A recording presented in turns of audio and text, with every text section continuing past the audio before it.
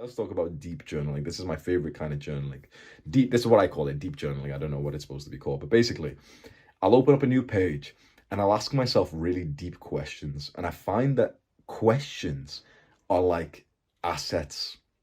Questions are such an incredible way for you to improve your life. It's like finding a good question to ask yourself.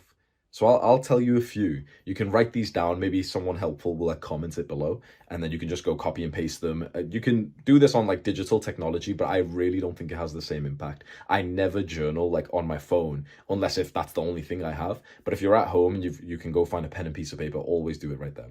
So the first one that has helped me a lot is, what 20% of things get me 80% of the results that I want? So this can be in fitness, business, whatever. Basically, you know the Pareto principle. A small amount of powerful things get us the results that we want in life. But a big list of things barely get us much at all. And so what I'm constantly trying to find out is like, what can I do more of and what can I subtract? So a similar question on the alternative is, what common 80% of things don't get me that much results that I actually care about? What could I subtract from my life to actually get more results? That's a really good one. What could I subtract from my life to get more results? Maybe you could subtract that thing that you constantly do at 8 p.m. Like, for example, you watch like one TV show episode at 8 p.m. every day or 9 p.m. every day. And you're starting to realize, you know what, like if I subtracted that, my life would actually only improve. I'd go to sleep earlier. My sleep would be better. My REM sleep would be better because I hadn't been watching like stimulating bullshit. I'd save time. Maybe I could just read instead. If I read, I'll get more intelligent and I'll start making more money in the future. What could I subtract? Who could I subtract to improve my life? That's a brutal one. That's one that you might want to ask yourself today alone once you've locked your room. Who could I subtract from my life to improve it? Another question is, what does my dream day, my perfect day, look like? Imagine you had all the money in the world. What time would you be waking up? What would you be doing? What kind of personality would you have? And what's very important along with this question of like, you know, if I had all the money, what would my perfect day be like? You would be doing some kind of work. Like, really imagine this, like this is our little practice, right? Let's say we give you $1 billion, unlimited money. And let's say it's been a good few months, right? So let's say like, because you know, at first when you get $1 billion, you're gonna go and like party, whatever. You're gonna go on the yacht, you're gonna buy the house, whatever. Let's say it's been like 5 years. You're just used to it now. You're used to being a billionaire. What is the work task that you still do? So you don't need to work for money anymore. What kind of work would you do just for the sake of doing the work, for the impact that it would create? For me, when I asked myself this question 4 years ago, what do you think the answer was? It was YouTube. I thought about this a few years ago, and I was lucky that it overlapped with the thing that would actually make me the money in the first place. You get what I mean? So like when I thought about what my dream day would be, I promise you, 4 or 5 years ago, I thought to myself, I'd wake up, you know, I'd go to the gym, whatever, and I'd record YouTube videos where I just give advice to people. I try and explain things in, you know, like lessons that I've learned that hopefully it helps other people. And it's just kind of lucky that that's the thing I do for free, but it's also the thing that would actually make the money as well. You might, for example, say the thing you'd do for free is like, um, I don't know, volunteering in Africa, like what white girls like to do, volunteering in Africa. But then that's probably not going to make you money unless you charge the little kids like for the physiotherapy treatment or something. So it's not going to make you money. So then obviously there isn't that overlap, and then you'd have to figure out how to monetize anyway. But I was quite lucky that the thing I would want to do for free was the thing that would actually make me the money, right? But it's a good question that I asked. And along with that, so first of all, that can actually tell you like what kind of work to go into, because this is my advice to you. Ask yourself that question. If I was, you know, if I had unlimited money, what kind of work would I do for free? And just ask yourself that question, figure out what it is. If that thing would actually make money as well. So for example, if it's making YouTube videos like this, then I would say go all in on that. I would say work like a dog, 12 hours a day into building that thing, because if it's the thing you do for free because it's so awesome and impactful, but it's also the thing that you could monetize and make a fuck ton of money as well, that's 10 out of 10. That's perfect. That's amazing. It's a good life if you can get that. Now, if you write it down and say, okay, the work I do for free, because you're gonna be doing some kind of productive work. You probably agree with that, right? Even if you were like a billionaire and you've got all the money in the world, you'd still be doing some kind of impactful, productive work because you'd have so much free time. Like, how much can you fucking, let's say it's been a few years, you've traveled the world, you've slept with all the girls you want, you've partied, you've done like everything you could imagine. You've even had children and you're helping raise them, but you've got like 5 nannies and tutors, whatever. So it's like you've got free time, you've got a few hours a day. What productive thing would you be doing? What work would you be doing? All of us would have something. You're not just going to sit around and like, drink on the beach or some shit every day for the rest of your life.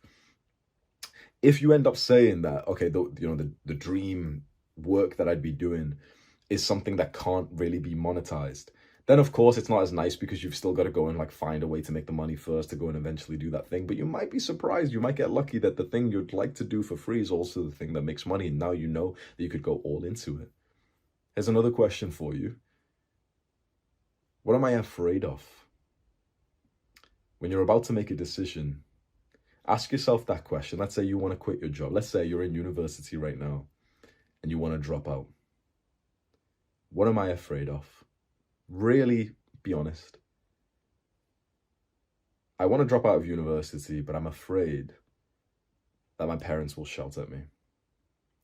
I'm afraid that I might end up regretting it and wish that I didn't drop out. I'm afraid that I might not make it in business or music or whatever I wanted to do. By asking that question, you're able to list out things like the fears we have which stop you from living the life that you're supposed to. I must say, it is so sad how many men live inauthentic lives that are not aligned to their own purpose. So many guys will literally go to university and spend years of their life, even though they didn't want to go, even though they hate being there, even though they even feel suicidal there. They're not even getting good grades, so they're not even going to get a good degree. But they are there to avoid an uncomfortable conversation with their parents. And the worst thing is that even whilst they are there, they are still having uncomfortable conversations with their parents. You're in university or whatever it is. Often what we're scared of is like an uncomfortable, argumentative conversation with someone. You're a fucking idiot. You're trading years of your life to make people happy when they're arguing about some other bullshit anyway. They may as well argue about this. The amount of time that young men waste by not asking questions like this is insane. Fuck.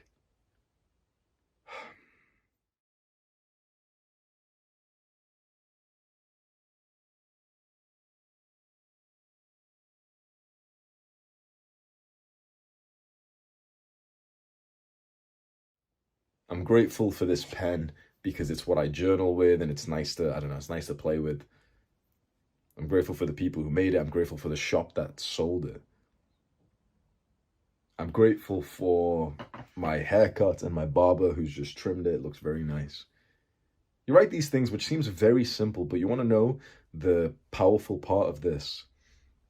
It makes thoughts and moments of gratitude and appreciation more like a habit for you.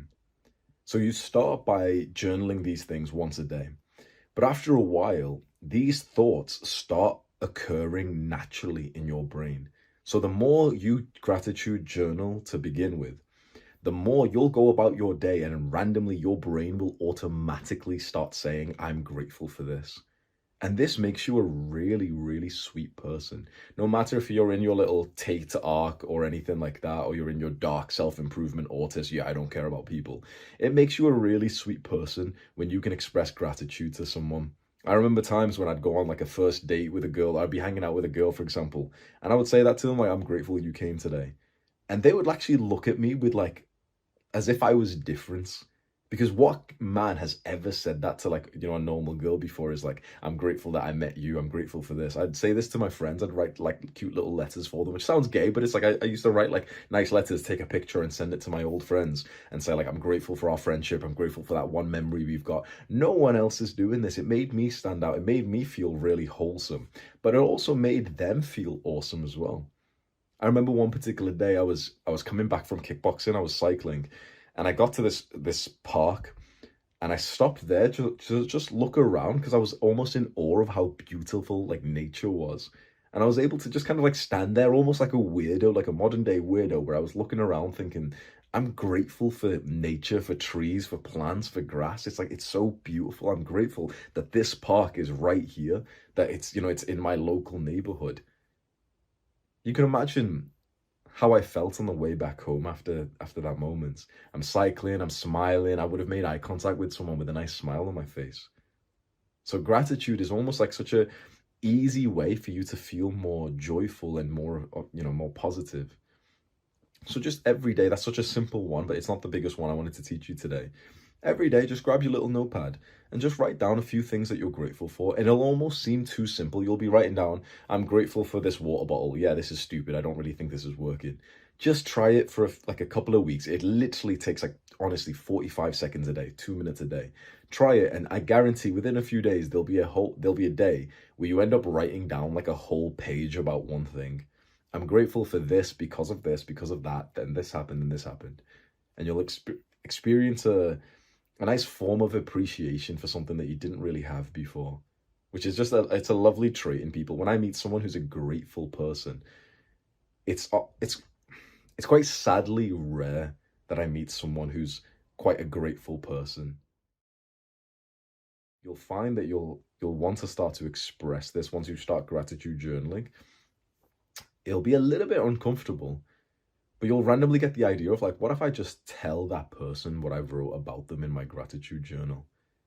And for some reason, if you just think about this, right? Imagine you wake up and you do your gratitude journal. First thing in the morning, you write, I'm grateful that my mother always makes my breakfast.